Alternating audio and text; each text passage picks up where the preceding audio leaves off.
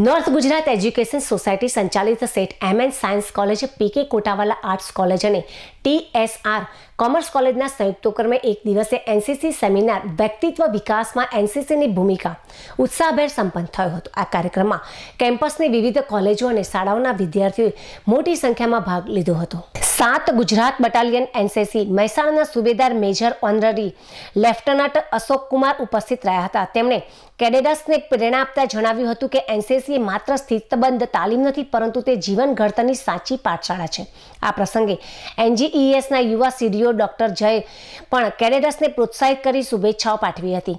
આ સત્રમાં બટાલિયનના PI staff દ્વારા કેડેટ્સને હથિયારોનો પરિચય, મેપ રીડિંગ તેમજ ફિલ્ડ ક્રાફ્ટ અને બેટલ ક્રાફ્ટ જેવી લશ્કરી તાલીમ આપવામાં આવી હતી, જેમાં 163 કેડેટ્સ અને શાળાઓના કુલ મળીને 230 વિદ્યાર્થીઓ લાભ લીધો હતો.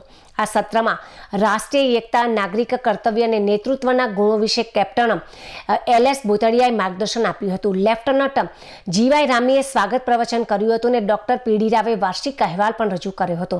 ભોજન બાદ યોજાયેલા છેલ્લા સત્રમાં NCCની પરીક્ષા અંગે પણ માર્ગદર્શન આપવામાં આવ્યું હતું અને કેડેટ્સના અનુભવો તથા પ્રતિભાવો લેવામાં આવ્યા હતા.